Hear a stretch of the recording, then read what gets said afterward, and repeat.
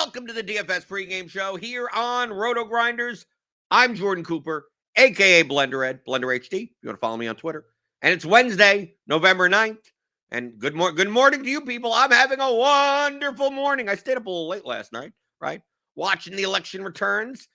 Very good night indeed. Very good night indeed. Good morning, Suki Singh. Wataj, you're up early. Doug Montgomery, Defick, Daniel Hutchings, Kickstart, Devin's here. I'm in a good mood. Hey,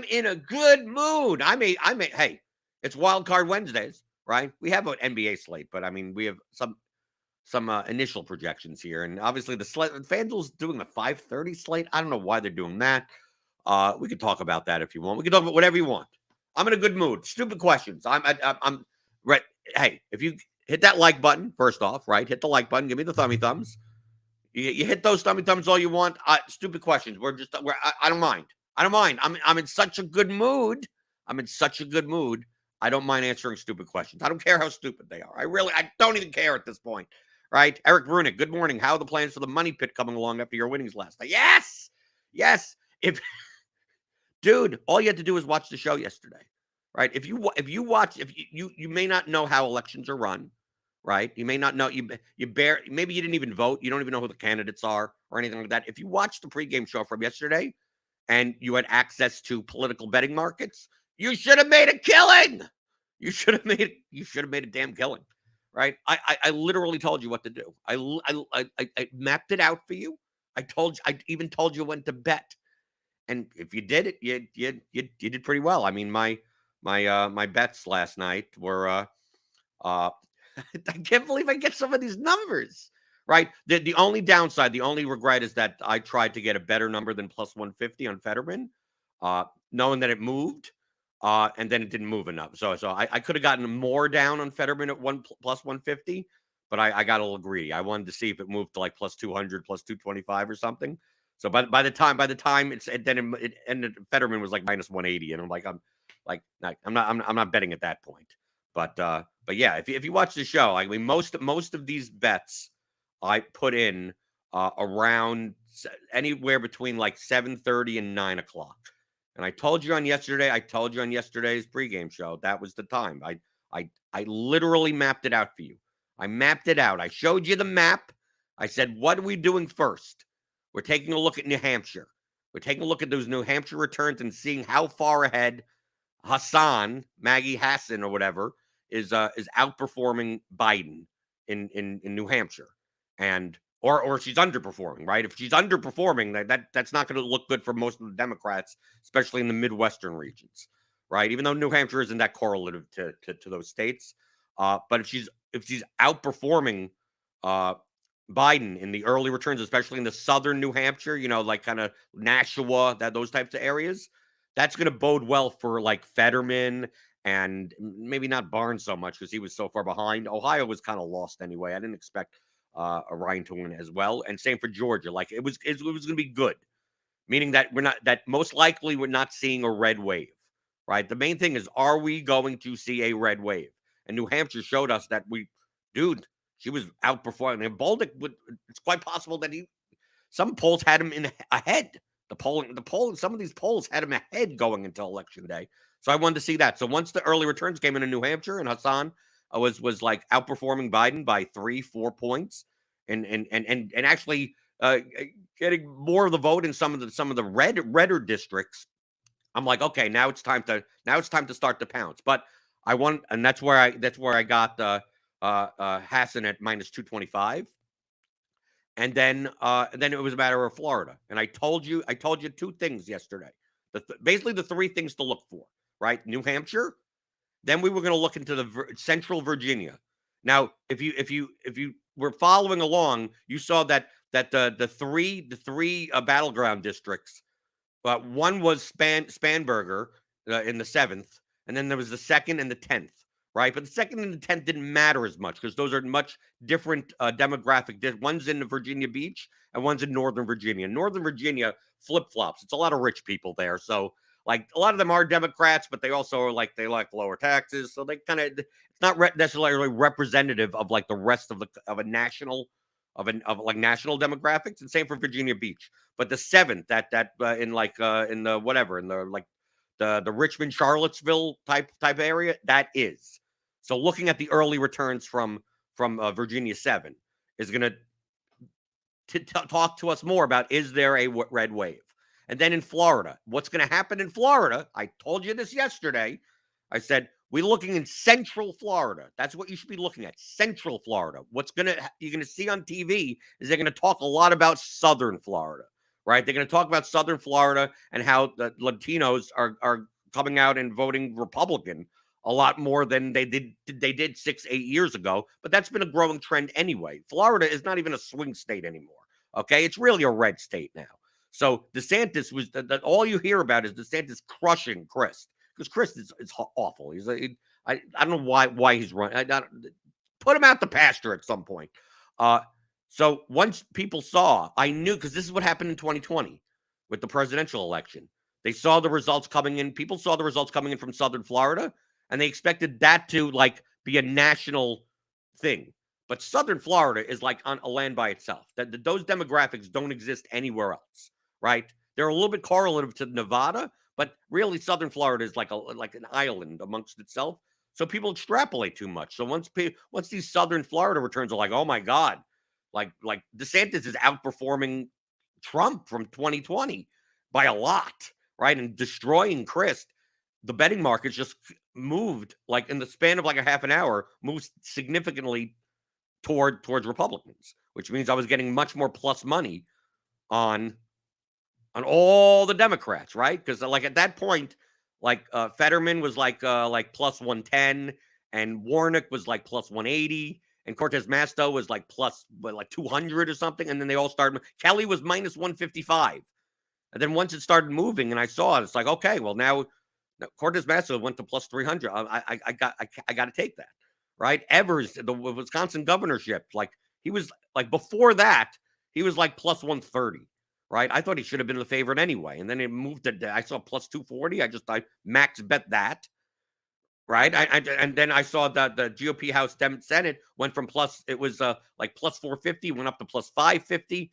I decided to jump on board right there. I mean, I literally outlined yesterday. If you were playing the political prediction markets, I mean, they're sites that some of them are exchanges, some of them are just straight up sports books types. That's what you'd be looking for, right? And then once all the value starts moving in towards the Democratic side, you hammer that, and then you wait for that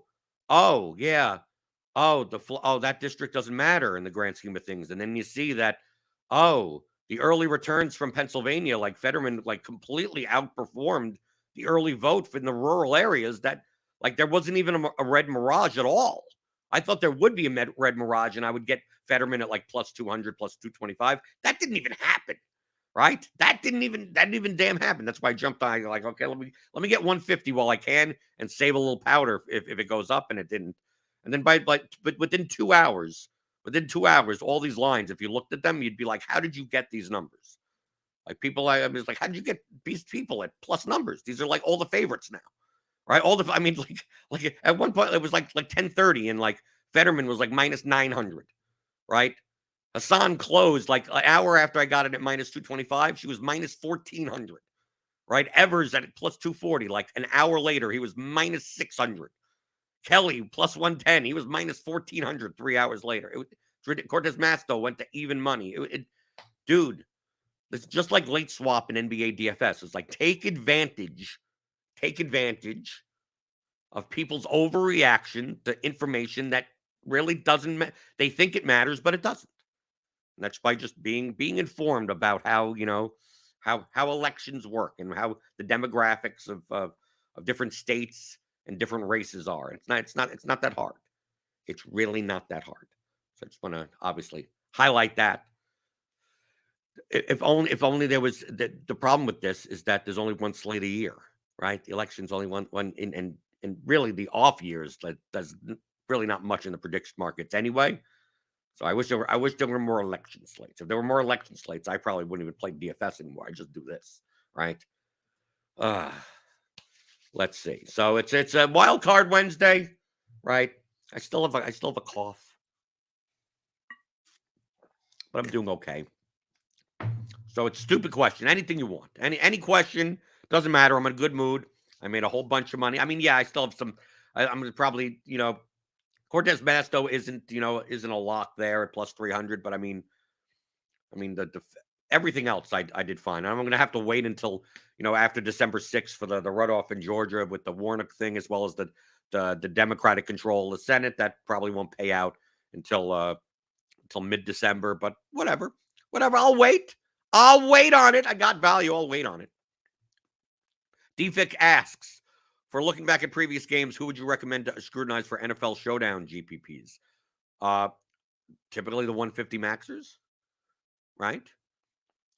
I mean, for showdowns, it really depends on what type of contest you're playing. If you're playing large field versus small field stuff, but the usual suspects, the top DFS players. So you could look through, just basically go to Results DB and look at the 150 maxers and look at what their lineups look like, how many uniques they have, how duplicated their lineups are, right? It doesn't mean that, hey, the top 150 maxers don't all play 150 unique lineups, even though they're some of these lineups are really bad.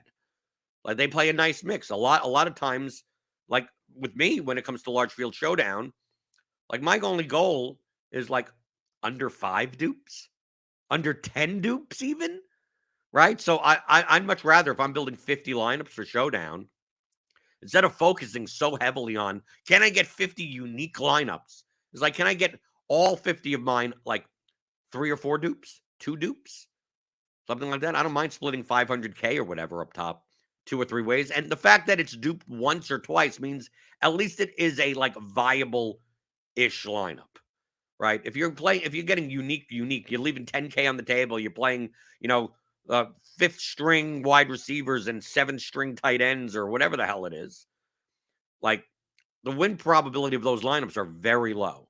They'll win once in a blue moon, but they may not be the highest. They may not be the highest equity. A lineup that is duplicated 4 times may have 5 times higher chance of winning, but it's just when you win $125,000, not $500,000, and that may be good enough. I mean, Daniel in the chat, Nerdy Tenor. I mean, he runs his sims to express that there are a lot of lineups that are duped that have a higher expected value than lineups that are unique. Yet there are plenty of unique lineups that have a much higher expected value, but it's quite possible out of all the uniques in the contest that only maybe 15% of them are actually plus EV, that 85% of them are really not. They're unique. Yeah, they're unique, and when they do win, they win solo, but they don't win that often. They don't. Doug Montgomery, who's on first? Who? What's on second? What? How many toothpicks? How many toothpicks? Was that part of that bit? I have no idea. Remember, it's Wildcard Wednesday. Whatever you want on the YouTube chat. That's what we're doing today. That's the rundown. Maryi Donyezy, the rundown is it's up to you. I'm letting go of the wheel. It's letting go of the wheel Wednesday, right? Because I'm in a good mood, right?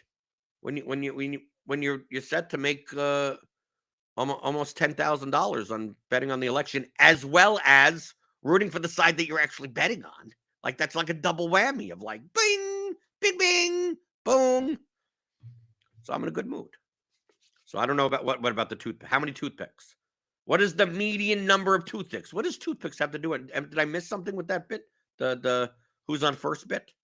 Abbott and Costello? Did they talk about toothpicks? I don't remember toothpicks in that bit. I don't.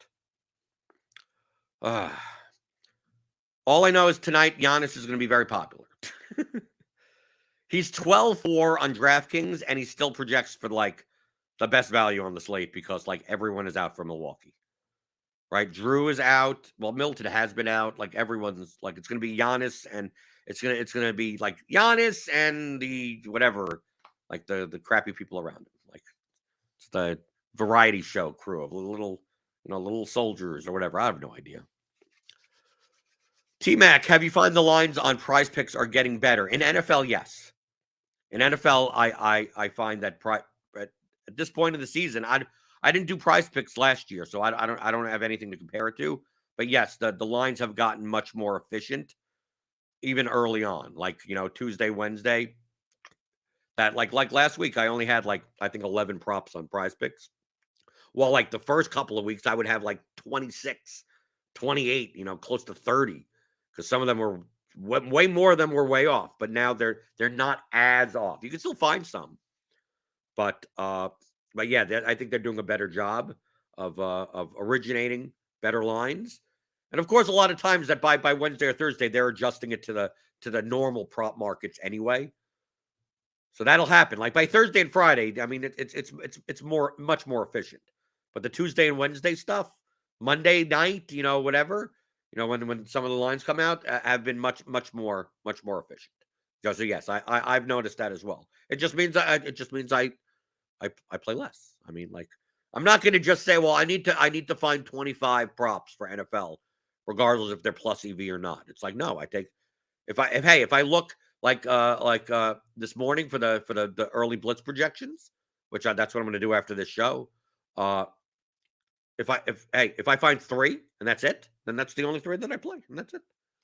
It is what it is, right? It's the same thing as any other type of sports betting. Like the key is to get your money in good, not to get your gut volume down.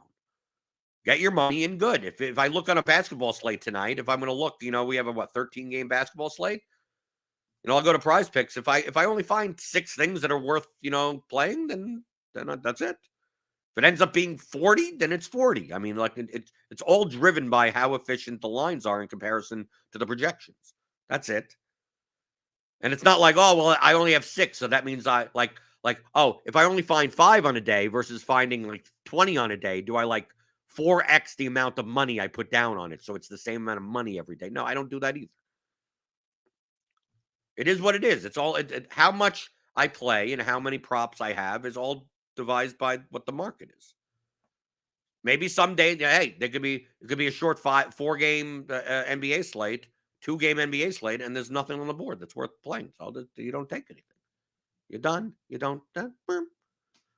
I mean, it's the same thing in DFS. If you feel like you don't have an edge on a certain day for some whatever reason in a certain format, don't feel compelled to play. If you're like, I'm really bad at making less duplicated lineups in Showdown, then don't play Showdown. Right? If you're much better at something else, then no, I'm better at single entry 3-max contests and not in the large field stuff. So don't play the large field stuff. Play where you have an edge. And different people have different strengths. Right? There's no like, oh, yeah. There are a lot of the top players are good at like everything. But you don't have to be good at everything. You'd rather be really good at 1 or 2 things, and then you can make plenty of money doing that way, right? Like I would love people to play DFS soccer. I would love for the prize pools in soccer to get bigger, right? But I'm not going to tell you like, oh, go. I have an edge in DFS soccer. You should play it. It's like, well, do you know anything about soccer? No. Then you're not going to have the edge, right? The biggest edge in DFS soccer is reacting to starting lineups. That is the biggest edge. I can tell you all you want the day before of predicted starting 11s and whatever, but you're only going to get the starting lineups an hour before kickoff, and I'm not going to be there to hold your hand. Where this guy, the midfielder that normally takes set pieces, oh, he's on the bench today. Oh, they rotated fullbacks. Oh, they changed formation. Oh, the starting center forward is out or something, some change. And it's like, you have to know. It's like, oh, if this guy's out, that means this guy's more likely to take set pieces, and they're going to be playing more wide on this slate and this game. So this $4,700 wingback, like, you're probably playing.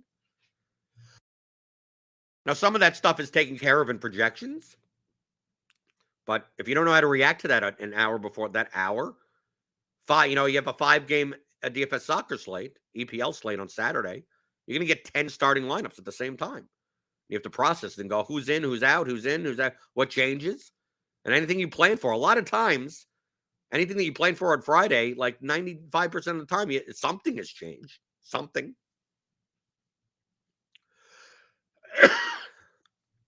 Injustice 360 asks, what is your take on the Nassim Taleb versus Nate Silver about election forecasting? Is there something going? Did I miss something? What's the thing? Right? What is it? What's my take? I mean, I can have a take if I know what you're even talking about. So Injustice 360, feel free to add in the there a link you could send me to or something? Was Taleb and Nate Silver yelling at each other? I don't side with either. I don't side with either of those guys. I think they're both smart, but they're also both very stubborn at the same time. Taleb is definitely stubborn. Nate Silver is good at what he does, but also sometimes a little stubborn. Jason Hull asks, "Do you play DFS hockey?" No, it's something I'd love to. Hey, DFS hockey looks very similar to soccer/baseball to me, but I'm only one person. Like I don't follow hockey, and there's other sports. There's other. I mean, I said this on I think yesterday's show or Monday's show or something. There are edges everywhere, but at some point you're only one person. Like, do I play NHL DFS, or do I play two sites in NBA versus one site in NBA, right, on a given day? Like, to me, I'd rather expand in what I already know than go to something new. Like, I expanded to MMA only because of COVID, because that was the only thing that was going on.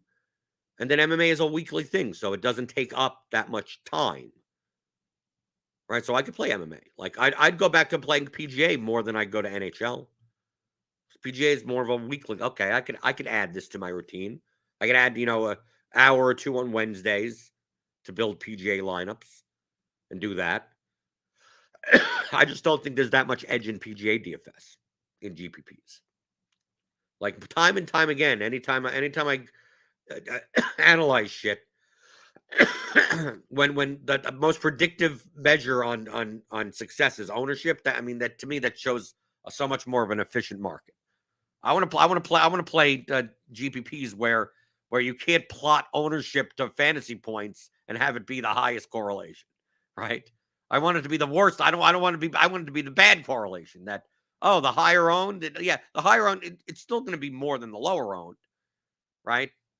Right? Because obviously people, players are high owned for a reason. They're typically, they're inefficiently priced and for their production, but it's, in golf, I don't want to see those lines really close together, right? And it's like, well, how do I beat this game? I don't know. But at least I only have to make lineups like once a week. So, like for NHL, it feels like I need to learn a whole new thing, and have a whole, and it's like, dude, why don't I just play NBA on Yahoo? I mean, I could there are other sites that I could play. Dude, I do Prize Picks and Underdog, but there's Sleeper, there's Thrive Fantasy. There's Monkey Knife Fight. I mean, I can expand to those things also. I mean, there's just so much out there that I have to decide, where do I devote my time? DFIC, how do you adjust forecasted ownership numbers for different slates since they're typically calculated for the largest field GPPs? Well, I don't know about different slates because I don't typically necessarily play the afternoon slate or something like that. I can mentally adjust those. But how do I adjust them? I go and I change the number. I mean, that's how I text it. That's how. I mean, what? How else would you adjust it? Typically, I've explained this before, DFIC. Typically, because you're talking about, okay, we have large field ownership at RotoGrinders, but you're playing an 800-man, $200 single entry GPP, and this ownership is not going to be the same in that contest. I adjust. It's typically a barbell. Okay? So, for instance, I mean, this ownership doesn't matter right now, right? This is the 5 a.m. algorithmic, whatever the hell. So, this is going to change. Okay? Typically, in single entry and 3-max and smaller field contests, ownership will change in a barbell fashion. Okay? On the high ends and the low ends, meaning that the chalk is going to be chalkier. So, whoever, Miles Turner, 41%. Maybe, I mean, like I said, this is just an example. I have no idea what's going on in today's slate. So we're just acting as if these are the numbers, okay? So if Miles Turner is 41% in large field, maybe he's 65%, right? Maybe he's 65% in that contest, in a 800-man high stakes single entry GPP. Maybe Darius Garland is not 32%. Maybe he's more well, it depends on what's available at point guard. What are the positional scarcity? So there are some shooting guards, point guards available. Okay. So maybe he's 40%. Malik Monk, instead of being 27%, maybe he's 30, maybe 32%. DeAndre Ayton. It may not come up that much because Miles Turner is there, but maybe he's a little bit more. Maybe he's 30%. Terry Rozier, right? Still point guard, shooting guard, but a little less projected. His number may not come up that much, so maybe 26%. Power forward, Giannis. Okay, so what power forwards are available that project that are owned? Not much. We got Keldon Johnson here, Brandon Clark a little, Cam Reddish right there. So Giannis is not going to be 23% owned, maybe more like 35% owned. Right, then we take a look at like small forwards. Another power. Cam Reddish, small forward, power forward. He fits into a power forward spot, so he's going to be a little bit more owned in small. Maybe he'll be 26%, something like that. So this is the top end of the spectrum. So this is the chalkiest plays. I'm bumping up or adjusting like this. Javon Carter probably goes up maybe a little to 24. Rose Neal fits in a guard and Neal and Bain fit in guard and small forward spots, which means you could fit them in more spots. So their ownership is going to go up considerably. So this is more like 26, something like that, right? This is the top end of the barbell, right? The higher owned players, the higher projected players, they'll change the most. So on one side of the spectrum, the most owned players, they go up further. And then the bottom owned players, the low owned players, go down even further, go down very similarly. The guys in the middle typically don't change that much. So for instance, these guys up top, you see, I've adjusted their ownership. I've bumped them up. I've kind of said, okay, the most owned players are going to be even more owned. The guys in the middle, like right here, right, are going to be around the same owned. But then once we start getting down to like the 6 and 7% owned players, these guys will start coming down dramatically. So anyone that's projected decently, so I'm going to use RGV, right? Anyone that's like in the single digits with a good RGV, right? Single digits ownership, like Shai Gilgeous-Alexander, he may be 2% owned. Booker, maybe 6%. Like I'm cutting out the guys at the bottom. Trae Young, 3%. He'll be like 1% in that single entry contest. Ingram, maybe 7%. Right? So I'm cutting out the guys at the bottom. The guys in the middle, I'm not touching much. Right? Because the ownership effect is more barbell driven. Right? So the guy that, like, in the large field is going to be 3% owned, may barely even be owned in your 800-man contest or something. There may only be a couple of lineups with that. Right? So I want to look for those guys. Here's 4.28, Jokic. Right? If everyone's playing Turner and Ayton or something, like Jokic is barely going to be owned. So 4% is too high. Like he'll be 4% in the large field, but in the single entry stuff, he may be 1% owned. Right? All the way at the bottom. But the guys in the middle, the Keldon Johnson, who's like sitting there in the middle, his number probably doesn't change that much. Right? He'll probably be around 16% owned. Right? Devin Vassell will probably be around 19% owned. Gary Trent will probably be around 17% owned. But like Kevin Porter Jr. at 6, maybe more like 3. Scotty Barnes at 7, maybe he's more like 4. Tyrese Halliburton at 8,600, 4% owned? No, maybe more like 2% owned. Right? And I'm literally showing you how I do it. Like there's no like, oh, I do some process in Excel. I'm literally showing, this is literally what I do. Now, obviously, I don't know the context of today's slate. I mean, and these numbers are accurate or whatever. This is the 5 a.m. projection. I'm just saying that if this was 6:30 at night, this is literally what I'd be doing. And you're like, well, how did you come up with the number 40? Like it felt right. There's no scientific reason. Just like, oh, this based on positional scarcity and how owned they are, this guy's going to be up. No, not 32. He's going to be more like 40.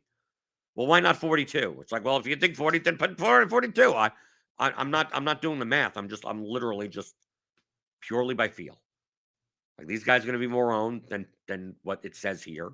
By how much? Not sure, but I'll guesstimate. And then all that ownership that you're bumping up there is going to come out of all the low owned guys. Then once I make those adjustments, which typically takes me maybe 2 or 3 minutes to do, at most, and then I can start building lineups. Right? I can reset all of these, right? In basketball, you have to do it much closer to luck because of all the late news and projection changes, all like that. But NFL, I mean, you have days to do it, right? So Sunday morning, that's a lot of time. What I'm doing, if I'm building my small field, my power sweep and spy lineups, I'm going, Travis Etienne, not going to be 30% owned. He's going to be 40% owned. Ramondre Stevenson, 46% owned. Right, I'm just bumping up guys. Justin Fields ain't going to be 6% owned. He's going to be like 12% owned. I'm just bumping them up. And then the guys that are like Justin Jefferson, 6% owned, and like the Millie. I'm like up 2% in the small field. Like, bump those guys down. Everyone in the middle that's around 8 to 12%, I kind of leave alone. They're probably not going to change that dramatically. So that's it. That is literally how I do it. Right? I'm using the word literally. Because what you just saw me do and just manually change the numbers and just go, oh, he's not going to be 23% owned. He's going to be 35. Like, that's what I do. And then you're going to ask, well, how'd you come up with the number 35? And I'm like, sounded good.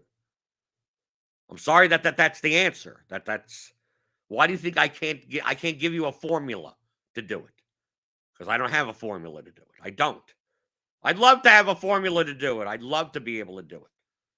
I'd love to be able to just say, okay, let's just apply this formula to every slate and just change it that way. But I don't think it works that way. Because some people are going to be played more than others, even with the ownership, right? You can tell it's like, oh, this guy's going to be in so many cash lineups. And I listen to Grinders Live. I'm listening to Andy on Crunch Time. It's like, you got to play this guy. It's like, okay, this guy's going to be way more owned. Even though we have him at 26, maybe he ends up at 38. But this other guy at 23 doesn't move up that much because Terry Rozier wasn't mentioned as much as this other guy. I mean, like something like that.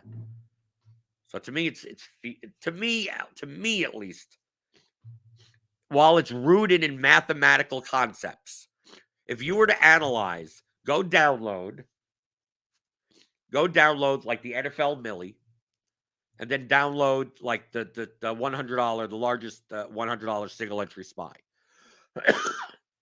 Not just for one slate, for a whole bunch of slates. For like the last 9 slates or whatever, even. We probably should do more than that.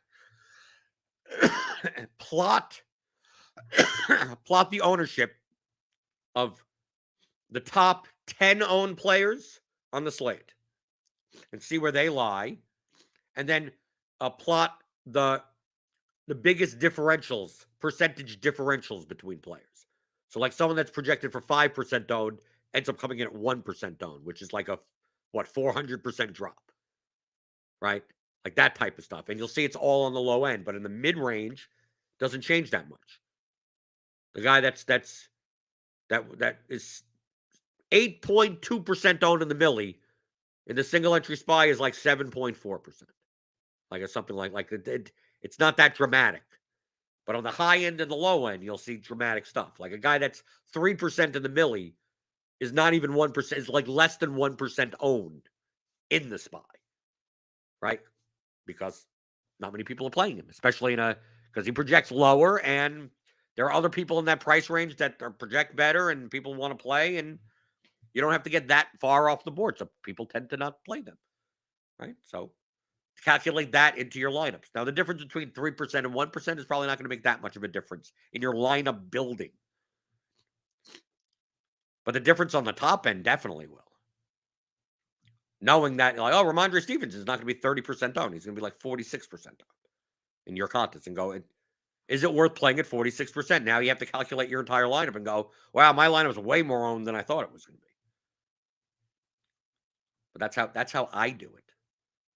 That's the only thing I can't reproduce. I can't do for you. Like people ask. I mean, even I think in our Discord coaching call last night, like I think someone asked, or someone maybe it was last Saturday's show. I don't remember. Like, why don't I just like sell my ownership? Like, first off, I only do this on the slates that I play. So like, I don't want to be sitting here and adjusting baseball ownership, playoff baseball ownership that I'd like, dude, without playing, I don't have a feel of what anything is going to happen, what anything's going to be. So I wouldn't be able to do that.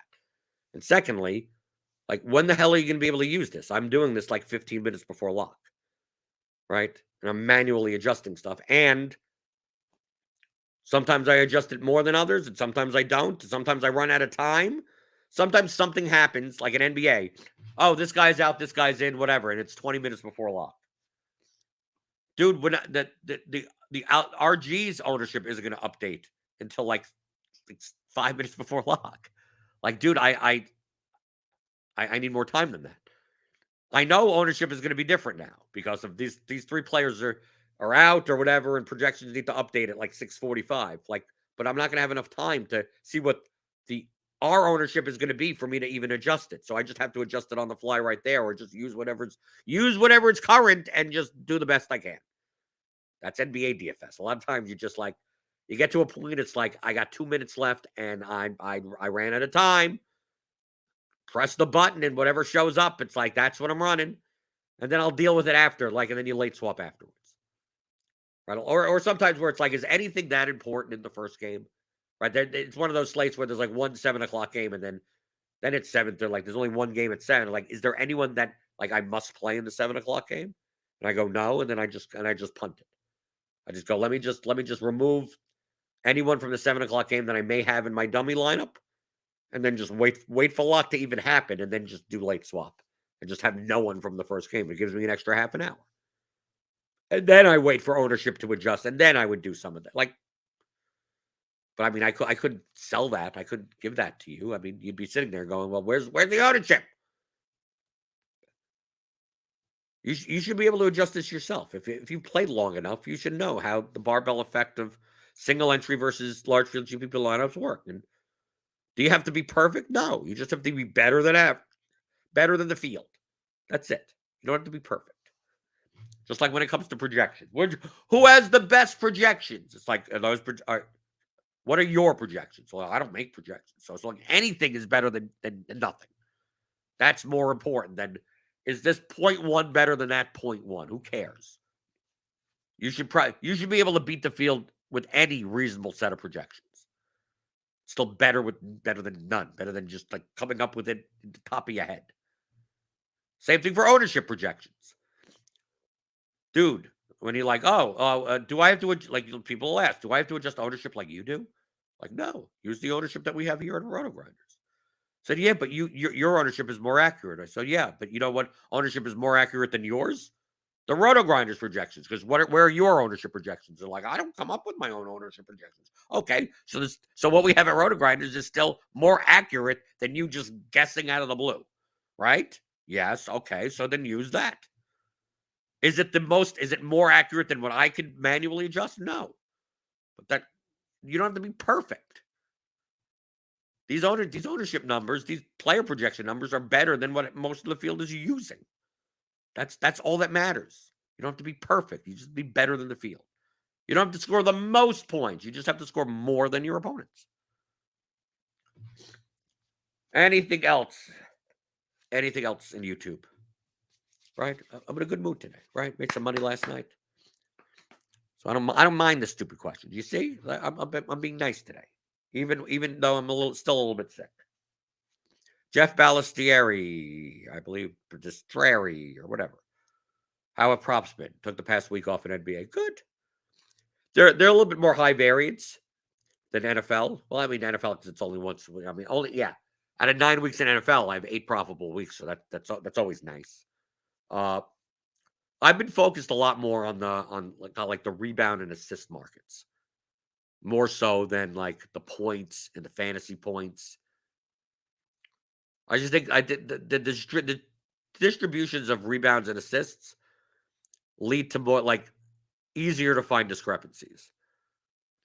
Doesn't mean you can't do the points markets, but I think on like prize picks you need a little bit more. Right? I haven't plotted these things out in basketball, but I conceptually I think points are very much more dependent on how many shots a player takes, and like assists and rebounds are more geared towards minutes than even points are. So anytime I could tie minutes to a stat, it's most and our minutes are accurate. It's it's going to be much more normally distributive. So I've been focusing a lot more on the assists and rebounds rather than the fantasy points and the PRAs, right? Points, rebounds, assists type of stuff. I will look. If there's some big discrepancy, I'll take it. But for the most part, I'm taking a lot of rebound and assist stuff. But yeah, but they've been good. Not as good as NFL, but still good enough. But it's November 9th. It's not about like, oh, what's been happening the past couple of days or the past week. It's like, dude, I'm going to be doing this every day for whatever. So if you have a losing day, you have a losing day. Then you have a winning day. Then you have a losing day. Whatever. That's whatever the long one is. Let's get rid of the spam bots in the chat. Yeah, that's gone. Unless people want the spam. You want the sex spam bots in the chat? Maybe that's what you want. Maybe they have a stupid question for me. Right? So anything else before I get out of here? Right? It's Wild Card Wednesday. Answering anything you want. Doesn't matter. I'm in a good mood. If there's nothing else, get out of here. I could put down some take a look at these NFL props on Prize Picks. Take a look at some of the NBA stuff. We got 13 game slate tonight. I'm not sure when a Grinders Live is going to be. I don't know what we're doing on this. Maybe Devin could chime in on. He's probably editing something, right? We're probably going to have to move FanDuel crunch time up. I would imagine. Still moving things around, but I think we might do FanDuel crunch time first at 5 Eastern for the 5:30 Eastern FanDuel start, and then we'll move into Grinders Live after that. Okay, so that's like a weird. So is Roth and Meansy going to come back? Is going to be like they do 5 to 5:30, and then Dean and the guys do 5:30 to 6:30, and then they come back for 6:30 to 7. Potentially, yeah. We're going to look at maybe doing a second Q&A for DK only, but I think just in terms of the FanDuel lock, we'll definitely have to move crunch time up for that. So why is FanDuel doing 5:30? You never know. You really never know. You just say it's FanDuel being FanDuel. Because it's FanDuel. It's in the script. Right. Okay. So then Devin with the update of what's going on later on the channel. Hit that notification bell to know when we go live. Hit the tummy thumbs on your way out the door. Obviously, we got NFL content for Week 10 coming up on the channel as well. And if you want all our projections, lineup HQ, all the premium content, I do a game theory show for NFL on Fridays. I do the premium Discord, my own channel. I do coaching sessions 2 or 3 times a month. We got tons of stuff. MMA, right? I'll be doing the Ground and Pound podcast. We got stuff for that. So sign up. Click on that link in the description. Get $10 off a combo premium package today. Okay, so tomorrow will be Toss Up Thursday also. So maybe I'll still be in a good enough mood to answer even stupider questions tomorrow. But I'll see you then. I'm trying to help you. DFS strategy, anything you want. Monday through Friday, 11 o'clock Eastern, on the DFS pregame show on RotoGrinders.com.